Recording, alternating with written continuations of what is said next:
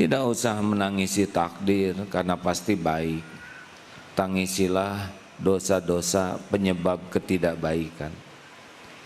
Baik, selanjutnya.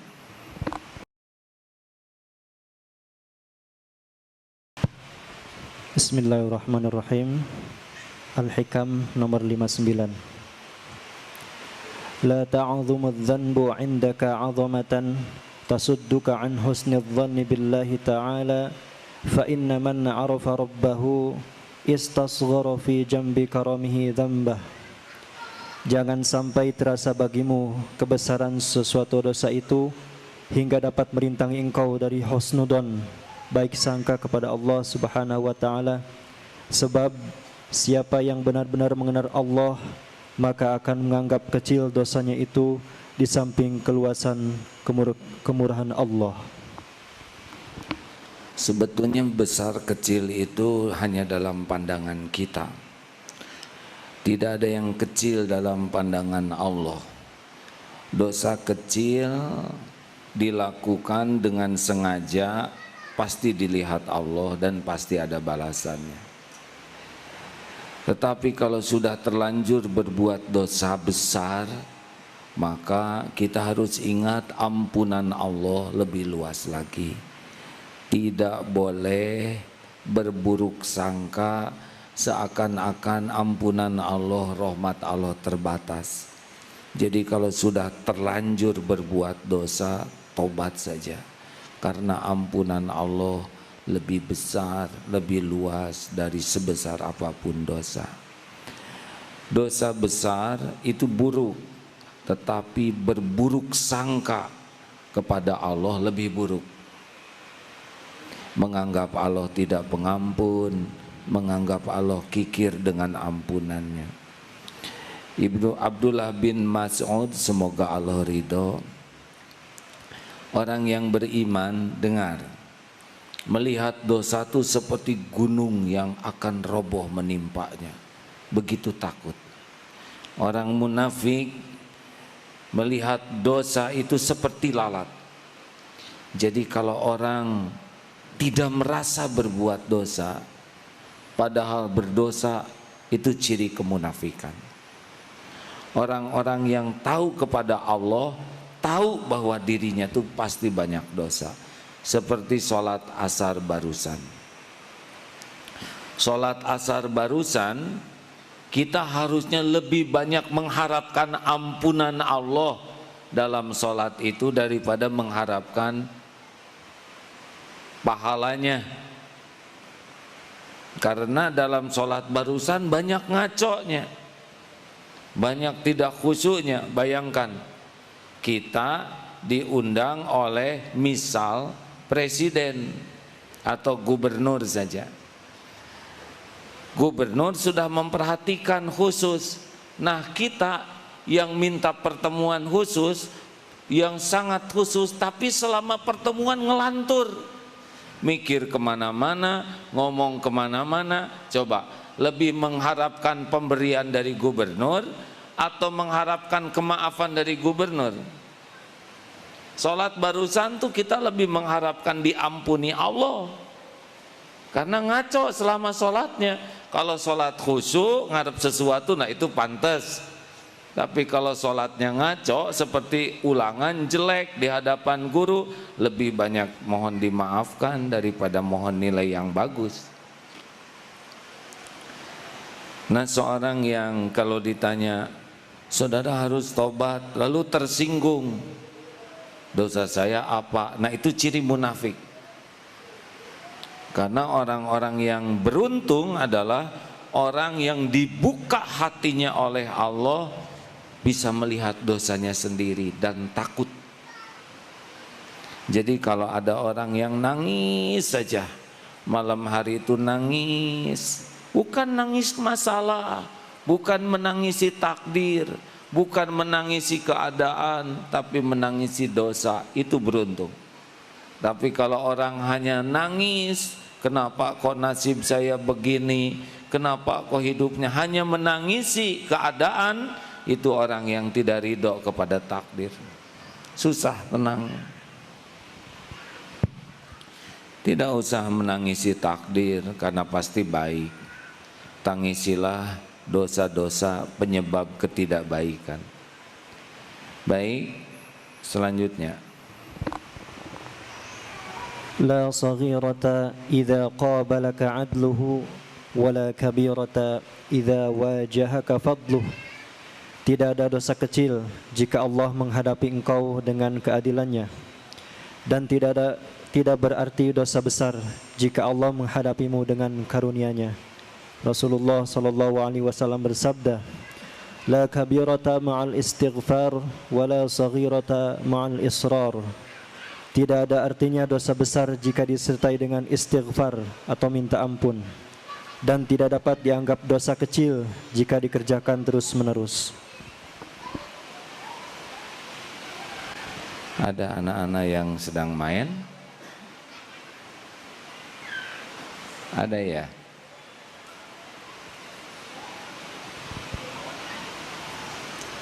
Kalau anak-anak lari-lari sama sekali tidak salah karena mereka senangnya itu.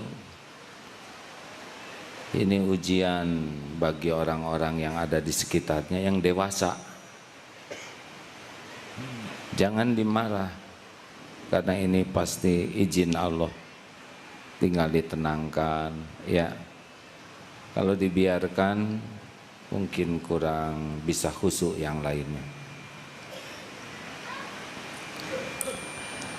La kabirata ma'al istighfar, tidak ada artinya dosa yang besar kalau dihadapi dengan tobat yang sungguh-sungguh. Dan tidak adalah saghirata ma'al israr, tidak dianggap dosa yang kecil kalau terus-menerus.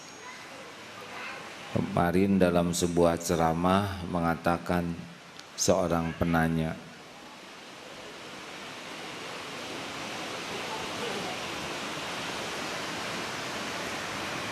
saya kalau di pengajian enak, tenang, rasanya mantap. Tapi kalau saya sudah pacaran, tiba-tiba saya jadi tidak tenang. Padahal saya pacaran hanya dosa kecil, begitu disebutnya hanya. Nah, dari sini saja sudah ketahuan ya, bahwa menganggap remeh dosa kecil akan berulang itu dosa kecil. Dan dosa kecil yang berulang bisa jadi dosa besar. Hadirin sekalian, tidak ada yang luput ya. Kalau setiap dosa yang kita lakukan, misalkan dosa kecil mengeluarkan belatung, satu, sering melakukan dosa kecil, kira-kira seperti apa diri kita kan? Kalau setiap pikiran kotor mengeluarkan belatung di kepala kita, kalau dosa besar, lele, oh dosa sedang, kurang menarik lele. Ular, menjijikan kita ini. Dosa kecil yang terus menerus sama dengan penuh belatung diri kita ini, ya kan? Benar? Jadi sebaiknya hindari dosa sekecil apapun. Kalau tergelincir segera istighfar. Bagaimana kalau kita tidak segera tobat? Nah, kalau Allah sayang kepada kita, nanti Allah akan mengingatkan kita dengan berbagai kejadian. Dompet hilanglah, sakit, di PHK, uang habis. Pokoknya kalau kita disayang Allah, kita akan diingatkan dengan berbagai kepahitan sebagai jalan kafarahnya. Jadi kalau kita sering ditimpa pedih, sakit, nelangsa, itu ciri-ciri sedang difasilitasi untuk bersih. Kalau kita fokus kepada tobat, cepat hilangnya. Tapi kalau tidak fokus kepada tobat, lama sakitnya. Kayak orang anak kecil dimandikan, sambil dimandikan ikut bersih-bersih, pasti cepat bersihnya, ya. Tapi kalau sedang dimandikan orang tua, lari sana, lari sini, malah main pasir lagi. Ini bisa berhari-hari dimandikannya. Maka kalau ada kesulitan, kepahitan, tidak usah banyak pikiran, taubat saja. Seperti Nabi Yunus, 3 kegelapan, gelapnya malam, gelapnya laut, gelapnya perut ikan. Apa di dalam perut ikan Nabi Yunus menyalahkan umatnya? Dasar umat ngaco, bebal, dinasehatin, diajak ke sorga, enggak nurut, saya jadi sengsara. Enggak. Apakah Nabi Adam ketika diturunkan dari sorga menyalahkan iblis? Dasar si iblis, tukang tipu, saya nabinya ditipu. Tidak. Si Hawa lagi pakai ikut-ikutan, harusnya jadi istri tuh malah enggak. Yang dipikir mah cuma satu saja, Rabbana zolamna anfusana, ya Tuhan kami sudah zolim kepada diri kami sendiri.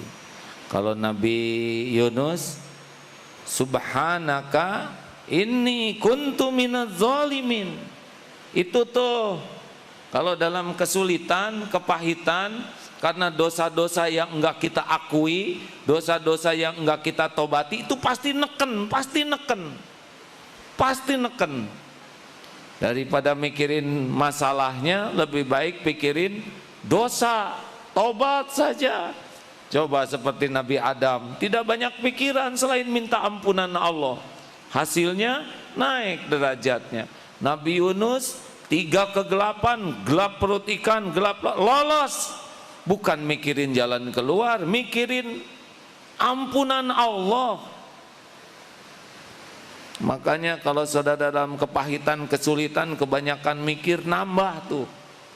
Tobat dulu. Pasti nanti bonus pertama apa? Kalau tobatnya benar, tenang. Bonus kedua apa? Warazaqahu min, kedua apa? Jalan keluar. Wa min kulli doikin makhrajan. Hadiah yang ketiga, warazaqahu min haitsu la yatasib. Jadi jangan takut oleh masalah, jangan takut, dan jangan sibuk memikirkan jalan keluar masalah. Jangan dulu, nggak akan kepikir. Kalau dosa masih banyak, nggak kelihatan. Tobat, tobat. Di perut ikan di laut itu tidak cari jalan keluar dari perut ikan. Tobat dulu.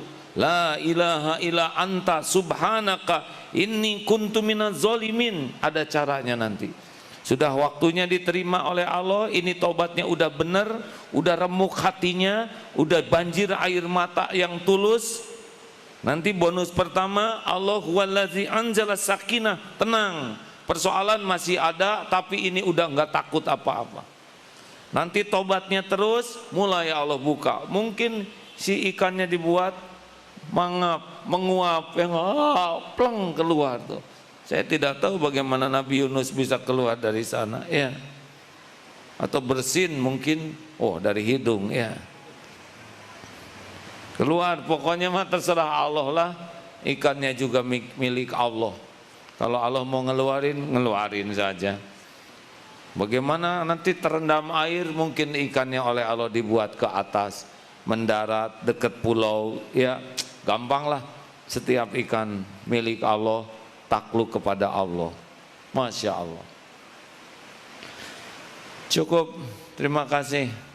Ada yang mau ditanyakan? Tidak rumit hidup ini ya. Yang rumit itu adalah yang tidak mau tobat. Wa man lam yatub faulaika humudz zalimun. Orang yang tidak mau tobat itulah yang zalim. Kenapa tidak mau tobat? Karena dia tidak merasa bersalah. Apa cirinya orang yang tidak merasa bersalah? Sibuk dengan alasan pembenaran diri. Kenapa orang tidak mau tobat? Karena dia lebih sibuk memikirkan orang lain yang salah dibanding memikirkan dirinya pengundang masalah. Pada waktu dipermalukan, dihina di TV, misal sibuk menyalahkan wartawan, tidak ada gunanya.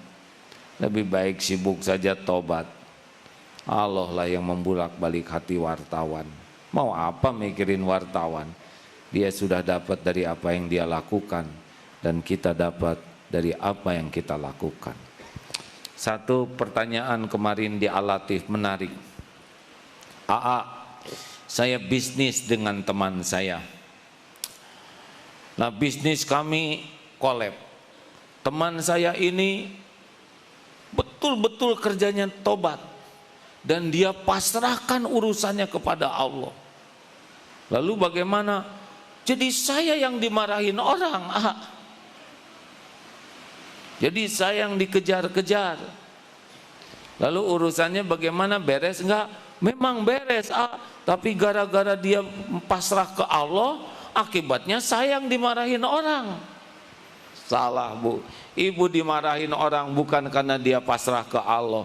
Ibu dimarahin orang karena dosa-dosa ibu. Dosa saya apa? Nah itu nggak ngaku.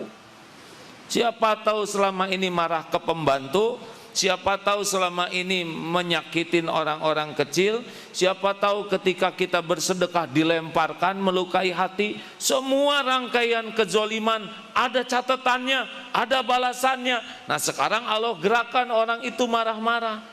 Tenang aja, Bu, nanti kalau ibu tobat terus, itu berhenti yang marah. Bagaimana sekarang? Yang marah sudah berhenti belum? Sudah, tuh kan. Bagaimana bisnisnya sekarang? Sekarang lebih bagus, tuh kan. Karena semua kepahitan itu kecil dibanding dengan nikmat yang Allah sediakan bagi ahli tobat. Kan bisyai, sedikit. Semua kepahitan itu sedikit dibanding dengan nikmat yang besar.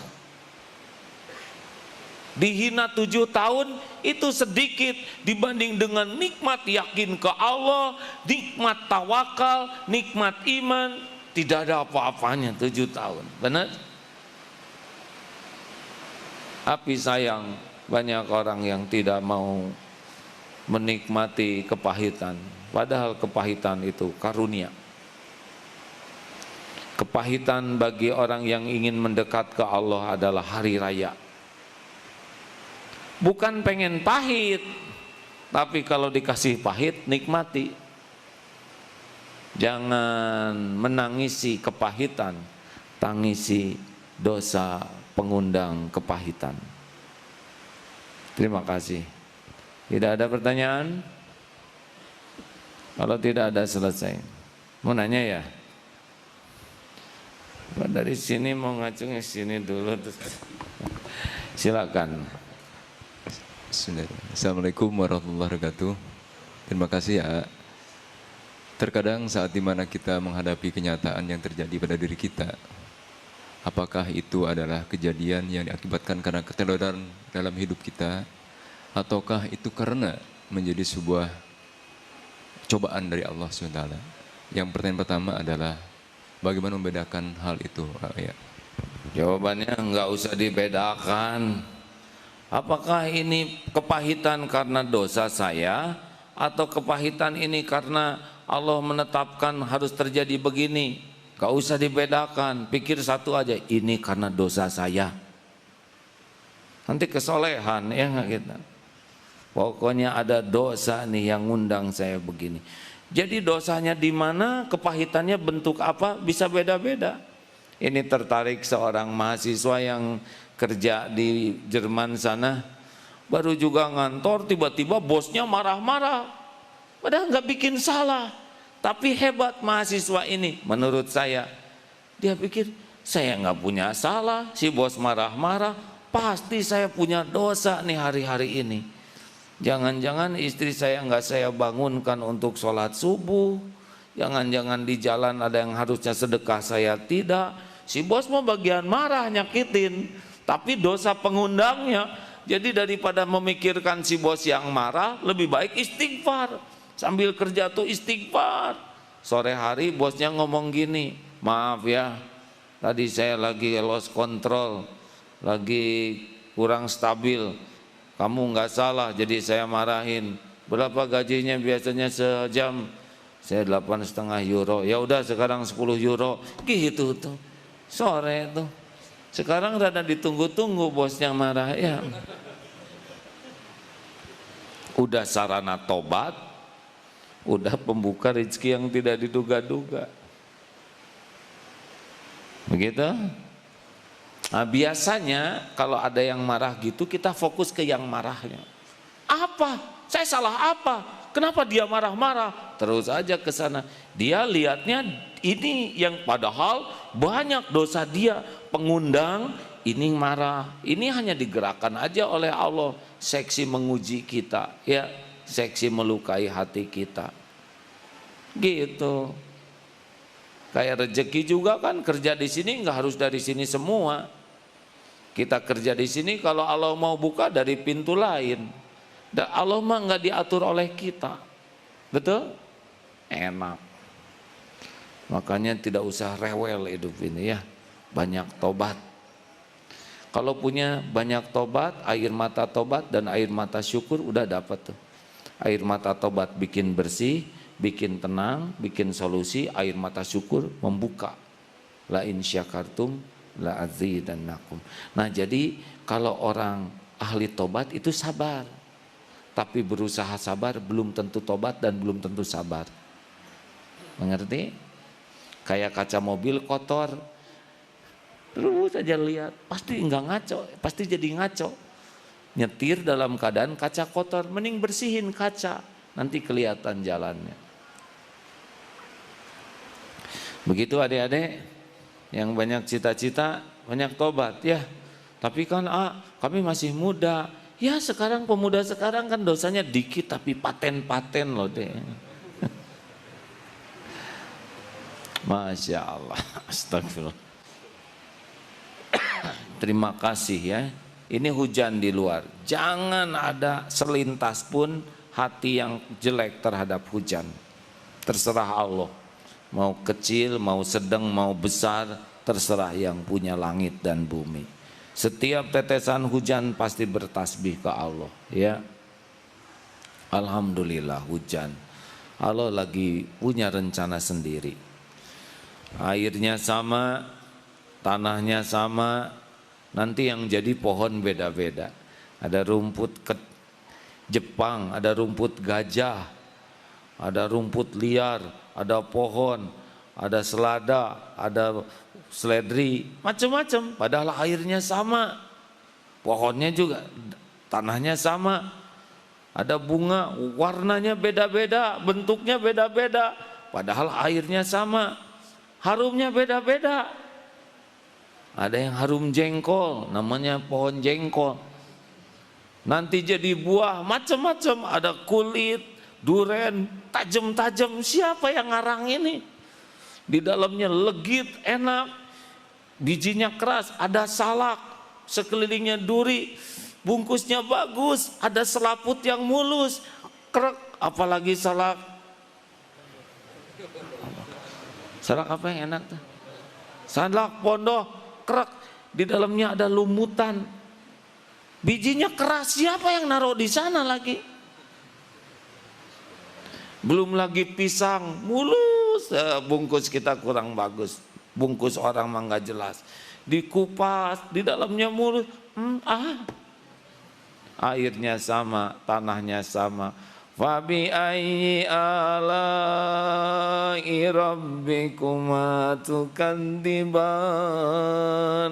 Harusnya makan pisang tuh nangis. Kenapa? Karena cuma satu ya. Saya ada yang kirim buah-buahan tadi, aduh ya Allah, ini bagus-bagus buah tuh. Lihatnya aja udah takjub. Takjub kepada yang mendesain, mengatur kombinasi warna, meletakkan kulit, bulu-bulu halusnya. Masya Allah. Saudara nggak usah inginlah, biar saya saja yang menghabiskan ya. Masya Allah. Terima kasih. Tidak ada pertanyaan lain? Terima kasih. Senang tidak ilmu tauhid ini? Kenapa Rasul dan para sahabat senang terus? Kita aja kenal kepada orang baik enak, benar? kenal kepada, misalkan ada teman pinter, ini ada teman di kelas pinter sekali, pinter dan suka ngasih tahu kalau kita dalam kesulitan. Udah gitu banyak uang. Dan kalau ngasih ke kita tuh nggak hitung-hitungan, asal megang saku dapat 2 gepok yang $100, kasihin. Dia pakai sepatu baru, oh pengen ya, nih kasih. Kita lagi pegel mau dipijat, ternyata dia ahli refleksi. Aduh, enak tidak? Dia ke sekolah pakai motor, kenapa ngeliatin motor saya? Mau ambil aja. Aduh, gimana kira-kira? Senang tidak punya temen yang gitu? Dan pemaaf sekali, ya maaf. Dia mau makan, kita ambil makanannya semua, sok aja nggak apa-apa. Masya Allah, senang tidak? Gaul dengan orang yang nggak jelas aja kita udah senang. Baru ceritanya, bagaimana Rasulullah dan para sahabat bergaul dalam tanda kutip dengan Allah yang maha baik, albir, yang maha bijaksana, yang maha kaya, yang maha pemurah, pasti senang terus, benar?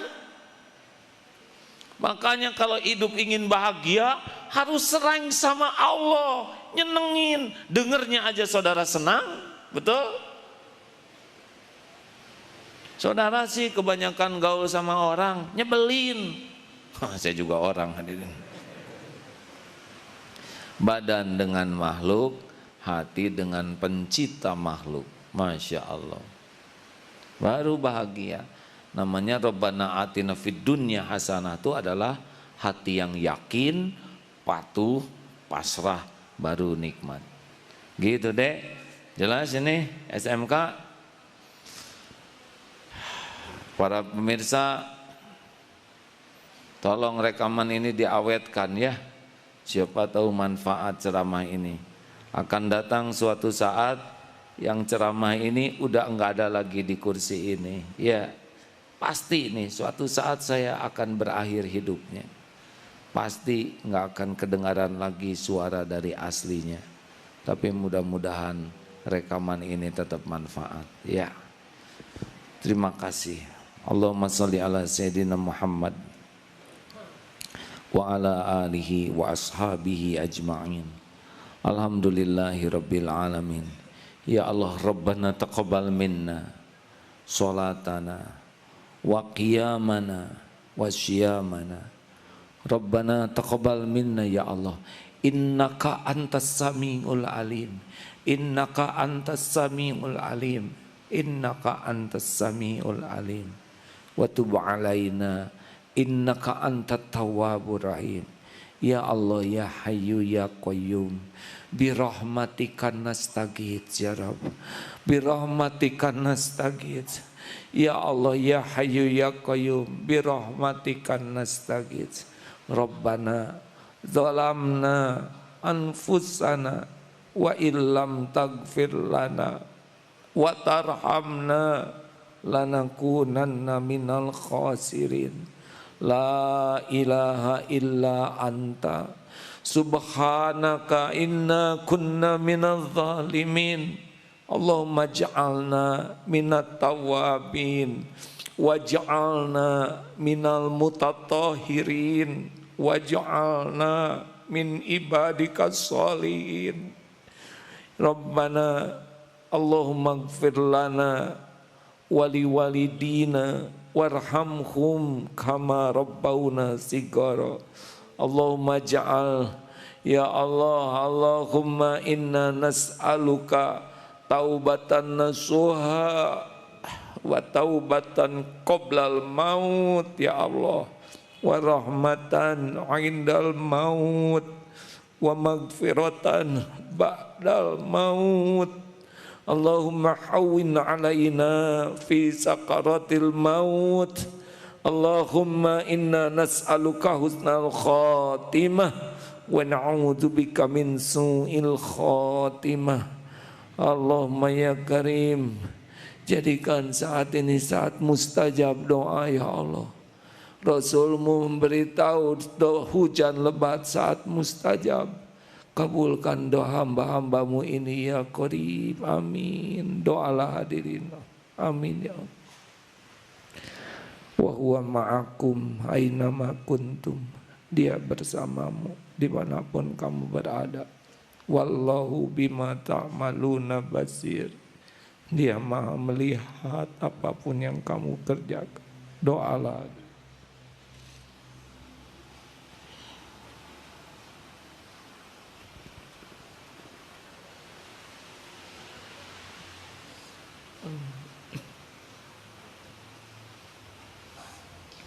Ya Allah, Allahumma rizukna al-istiqamah.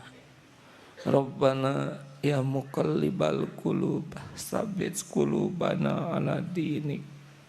Allahumma musarrifal qulub, sarrif qulubana ala ta'atik. Kabulkan doa hamba-hambamu ini ya Allah.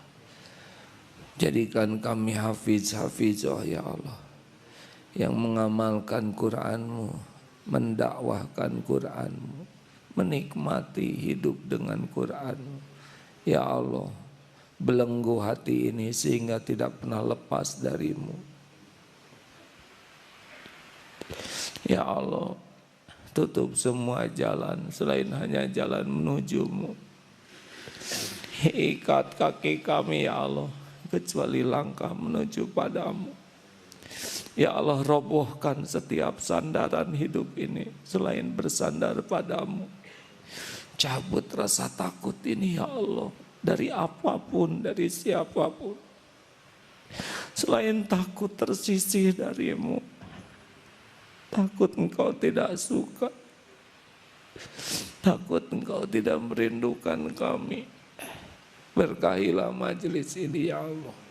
Walau kami tidak melihatmu dengan mata ini, buatlah mata hati kami selalu yakin setiap saat padamu. Allahumma ighfir lil mu'minina wal mu'minat wal muslimina wal muslimat al ahya'i minhum wal amwat. Rabbana atina fid dunya hasanah wa fil akhirati hasanah wa qina adzabannar.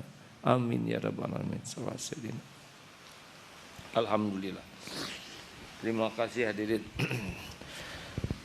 Subhanakallahumma wa bihamdika asyhadu alla ilaha illa anta astaghfiruka wa atubu ilaik. Assalamualaikum warahmatullahi wabarakatuh.